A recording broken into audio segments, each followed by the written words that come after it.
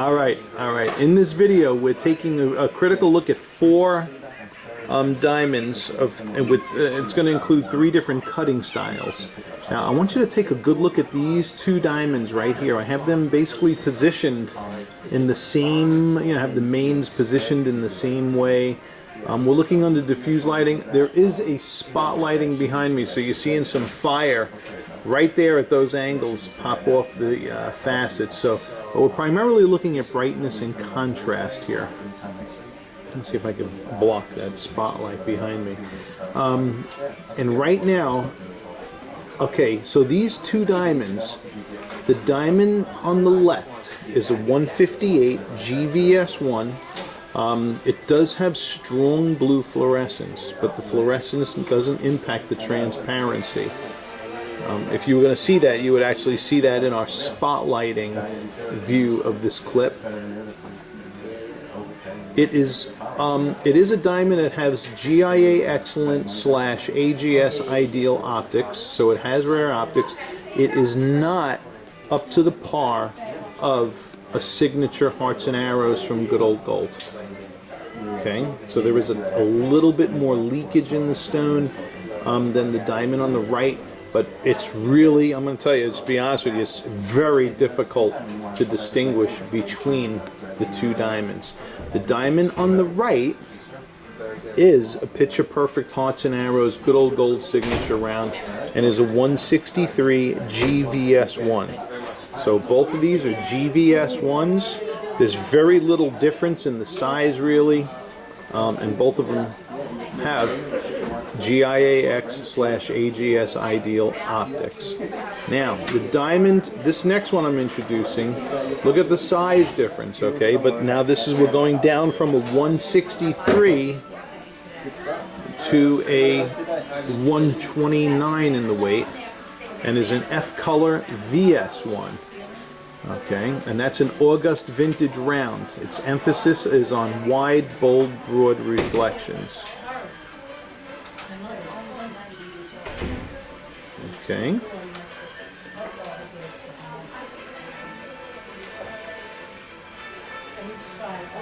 Totally different looking diamond altogether. Okay, and is a beauty. This next one is a 135 HVS2 Solasfera diamond. It's another spectacular diamond, completely different personality altogether. So here you got 3 different personalities of rounds, all cut for high optics and top of the line light performance within their given cut designations. Okay, so you have to figure out which one of these appeals most to your eyes. Okay, and this lighting, of course, we place the heavier emphasis on the diffuse light environment, because here's where you're going to see brightness and contrast, which are the most popular. The fire coming out of that.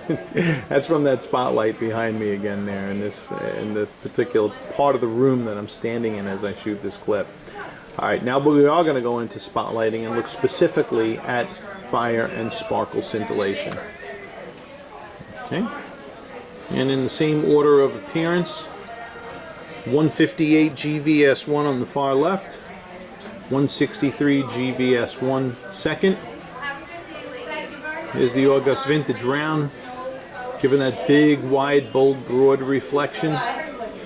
Very pretty also. This is an amazing comparison, because all the diamonds here are beautifully performing stones. And then lastly, there is the Solasfera, which I'm going to say does give off more pin flash, more pin fire than the Hearts and Arrows, but not as wide and broad as the August vintage. Yeah, it's like trade-offs. You got different personalities of diamond going on here. That first stone, that 158 though, is a beautiful stone. And you can see here in the spotlighting, usually there's some UV light that's being emitted from my spotlights, and you can't really see any haziness going on there. That's a pretty diamond. So it's hair-splitting comparison. To me, it would be between the different personalities of a Solasfera, an August Vintage, and a ideal cut round that you have to really choose between. Okay, let's go into stronger spotlighting. Okay. And here we are, spotlighting on steroids. Okay, so admittedly, this is the least realistic view that you're probably ever going to see with the diamonds. I mean, this is, those cases if you're standing in an elevator at Las Vegas or something like that. But what's good here is the diamonds are all under the same even lighting. No diamond is getting any special favor over the other. And look at the cacophony of color just popping out of these things is outstanding. Okay. And this is a good place to see the different personalities between the fire and dispersion of each of these diamonds. Okay.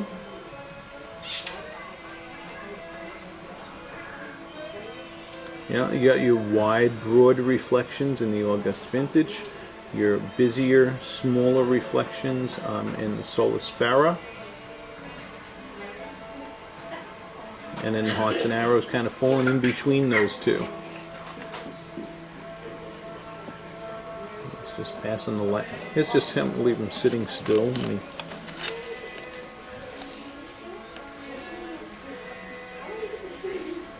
It's just kind of passing the light over them as they sit still at a pretty high angle.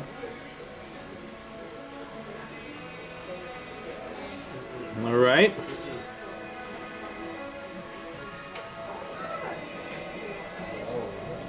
So this is a comparison of which beautiful diamond do you prefer most. Thanks for watching. I hope this has helped. All right, I thought for a final wrap-up we'd do one little shoot here by the window too.